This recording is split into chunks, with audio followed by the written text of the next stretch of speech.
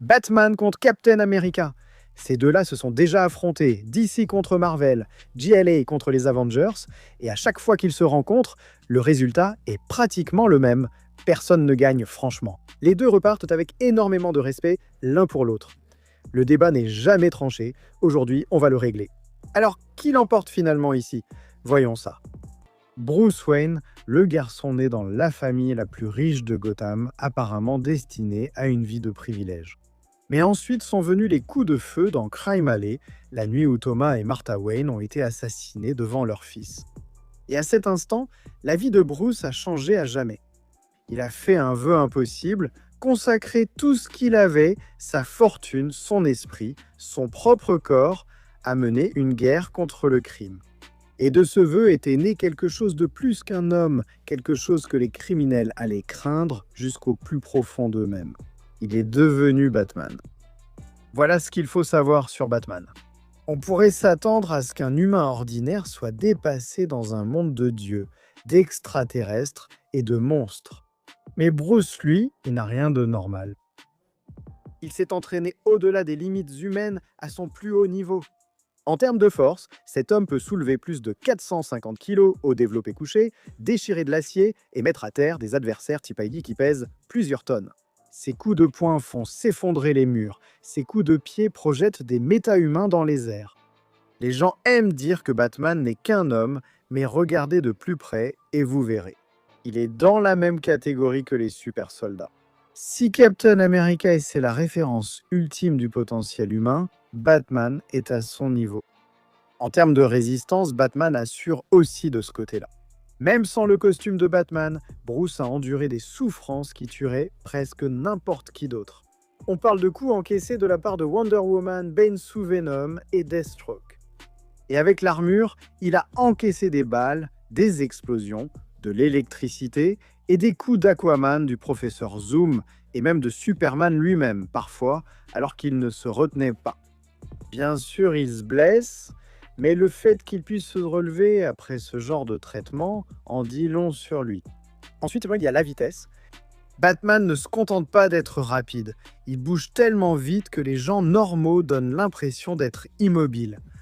Il esquive des balles tout le temps, et ce ne sont pas seulement des esquives chanceuses. On parle d'esquiver des rafales d'armes automatiques, des balles tirées à bout portant, et même de réagir au milieu de combats chaotiques où des méta-humains se déplacent à des vitesses surhumaines. Pour lui, c'est juste un mardi comme un autre. Mais la véritable arme, c'est son esprit. Batman est largement considéré comme l'un des plus grands artistes martiaux de tout l'univers DC Comics. Il a maîtrisé tous les styles de combat connus de l'humanité, et même quelques styles extraterrestres en prime. Il peut changer de style en plein combat, prédire le prochain mouvement de son adversaire et se battre avec un tel instinct que son corps réagit avant même que son cerveau n'ait à réfléchir. Il a tenu tête à des combattants comme Lady Shiva, Bronze Tiger et Karate Kid, des noms qui figurent parmi les plus grands artistes martiaux les plus redoutables. Et la plupart du temps, Bruce gagne, parce qu'il ne se contente pas de se battre, il réfléchit mieux que les autres, il s'adapte mieux que les autres. Et n'oublions pas les gadgets, les batarangs, les explosifs capables de repousser des kryptoniens, les armes électriques avec des dizaines de milliers de volts, les grenades soniques, le gaz soporifique, tout ce que vous pouvez imaginer. C'est dans la ceinture utilitaire. Chaque outil a un but précis, et Batman sait parfaitement comment les utiliser en plein combat.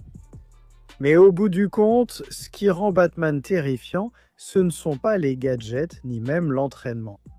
C'est son génie. C'est un maître stratège, un tacticien dont les plans peuvent, et ont déjà, vaincu des dieux. Superman lui-même l'a dit. Batman est l'homme le plus dangereux sur Terre. Parce que lorsque Bruce a le temps de se préparer, il n'y a presque personne dans l'univers DC qui soit à l'abri de lui. C'est pourquoi Batman est bien plus que le protecteur de Gotham. Il est bien plus qu'un simple membre fondateur de la Ligue de Justice. Il est la preuve que même dans un univers rempli d'êtres capables de plier la réalité et de briser des planètes, un homme déterminé, implacable, inébranlable peut se tenir à leur côté. Ce n'est pas un dieu. Ce n'est pas un extraterrestre ni un être amélioré en laboratoire. C'est encore plus effrayant. C'est Batman. Né dans les années 1920, Steve Rogers a toujours ressenti un fort devoir envers son pays, le désir d'aider à défendre ceux qui ne pouvaient pas se défendre eux-mêmes. Cependant, Steve n'était qu'un gamin chétif et faible, et il n'a même pas été autorisé à s'engager dans l'armée pour la Seconde Guerre mondiale. Cependant, en raison de son fort désir de servir, il a été choisi pour le projet Super Soldat pour devenir le summum du potentiel humain. Désormais connu sous le nom de Captain America, il a mené l'assaut contre les nazis et Hydra avant d'être laissé congelé dans l'Arctique à la fin de la guerre. Cependant, Captain America a finalement été réanimé à l'époque moderne. Maintenant, il est le chef des Avengers alors qu'ils se battent pour la vérité, la justice et la liberté. En tant que super soldat, Captain America est évidemment surhumain. Il y a eu un petit débat sur la véritable force de Steve, s'il est vraiment surhumain ou simplement le summum du potentiel humain. Quoi qu'il en soit, il peut soulever plusieurs tonnes au développé couché juste pour s'échauffer. Il peut facilement déchirer du métal, lancer des voitures, et il soulève régulièrement plusieurs tonnes de gravats ou tout simplement des objets très lourds. Et toute cette force est clairement évidente quand Steve donne un coup de poing ou quand il commence à lancer son bouclier. Il a réussi à blesser Spider-Man avec ses coups de poing, il a carrément mis KO des humains par balle d'un seul coup de poing. Il a même réussi à endommager Iron Man et à déchirer son armure avec son poing. Et encore une fois, quand Steve commence à lancer son bouclier, il a réussi à détruire des véhicules, abattre des hélicoptères, détruire des robots ou démanteler des chars. Captain America est incroyablement fort. Captain America est aussi incroyablement résistant, au-delà de l'humain. On l'a projeté à travers des murs, des bâtiments sont tombés sur lui, mais il en est toujours sorti indemne. Il a encaissé des coups de Namor, de Spider-Man, d'Iron Man et même de Hulk, et il a survécu. Il a été pris dans d'énormes explosions, même à bout portant, sans la moindre égratignure. En fait, il était surtout plus énervé qu'autre chose. Les fois où il a été électrocuté ou poignardé, parfois Cap ne s'en rend même pas compte avant qu'on le lui fasse remarquer plus tard. Et avec son bouclier, Cap est carrément capable d'encaisser des attaques de niveau planétaire comme si de rien n'était. Thor, Hulk, Hercule, Thanos, Ultron, ils ont tous essayé d'endommager le bouclier et aucun d'entre eux n'a réussi. Il peut bloquer tout ce qui se présente à lui. Il est littéralement indestructible. Il peut même survivre à des attaques de dieux universels comme les Célestes. Mon gars est plus coriace que coriace. Il est aussi plus rapide que rapide. Tout chez lui est surhumain, y compris sa perception. Ce qui signifie qu'il n'esquive pas seulement les balles grâce à des années d'entraînement et de réflexes, mais qu'il est en fait capable de voir la balle arriver vers lui et de simplement bouger. Il est aussi rapide que ça. C'est l'un des héros de rue les plus rapides, égalant régulièrement la vitesse de Daredevil, Iron Fist ou même Spider-Man. Il est même capable d'utiliser un bouclier pour bloquer des balles après qu'elles aient été tirées, de bloquer l'électricité ou même de bloquer des attaques à base de lumière. En gros, entre la vitesse de Captain America et son habileté avec ce bouclier, il est presque impossible de le toucher et vous pouvez être sûr qu'il va placer ses coups. Et ce n'est pas suffisant que Captain America soit le super soldat ultime et le sommet du potentiel humain. Il est aussi l'un des meilleurs combattants du monde, un des 10 meilleurs combattants de l'univers Marvel. Il possède l'un des meilleurs esprits de combat sur Terre, au point qu'il peut devenir expert dans n'importe quelle arme en quelques secondes et maîtriser une forme de combat après seulement quelques minutes. Captain America a donc fait cela. Il a maîtrisé tous les arts martiaux connus de l'homme et ne s'est pas arrêté là, mais a commencé à maîtriser différents styles de combat extraterrestres à travers l'univers. C'est une armée à lui tout seul dans un combat, capable de vaincre des équipes entières de super-vilains tout seul. Et il s'est constamment mesuré à certains des meilleurs combattants de Marvel, y compris Daredevil, la Panthère Noire, Point d'Acier et Shang-Chi. Captain America est également l'expert quand il s'agit de son bouclier. Il le connaît mieux que lui-même et c'est l'arme parfaite pour un soldat comme Rogers. Chaque fois qu'il le lance, il revient toujours vers lui, peu importe la physique ou la science. Et c'est la combinaison ultime d'attaque et de défense dans n'importe quel combat. Alors, qui gagne ? Analysons cela. Commençons par l'aspect physique, car c'est là que réside la plus grande idée reçue sur ce combat. Batman soulève 1600 kg au développé couché pour plusieurs répétitions lors de son entraînement quotidien. Ce n'est pas un effort unique, c'est sa routine quotidienne. Il a arrêté une voiture lancée à toute vitesse uniquement avec la force de sa poigne. Il a tenu le toit d'un immeuble effondré assez longtemps pour que tous puissent s'échapper. Il a tenu 2 statues géantes en même temps. Une dans chaque bras, chacune pesant des dizaines de tonnes. Sa charge maximale à la presse, à cuisse, est indiquée à 2500 livres. Et il a échappé à un enterrement vivant, drogué, déshydraté, blessé, en soulevant le couvercle d'un cercueil en pin à travers 270 kg de terre, uniquement par la force de sa volonté. Maintenant, Captain America, il a tiré un hélicoptère en vol hors des airs et l'a ramené au sol avec une corde. Un seul coup, et l'hélicoptère a perdu. Il a lancé son bouclier assez vite pour trancher un missile en mouvement en deux. Il a lancé littéralement une tonne de béton sur un nid de sniper au sommet d'un immeuble. Il a déjà soulevé 1000 kilos à l'entraînement. Il a esquivé et dévié 62 projectiles simultanés lors d'exercices de combat. Il a traversé plusieurs pâtés de maison en l'espace d'une seule phrase. Donc oui, ces deux-là sont vraiment proches physiquement. C'est ça la méprise ici. Le Capitaine America pourrait avoir un léger avantage grâce au sérum, une meilleure guérison, une meilleure endurance, peut-être une force plus constante à un niveau supérieur. Mais ce n'est pas l'écart que la plupart des gens imaginent.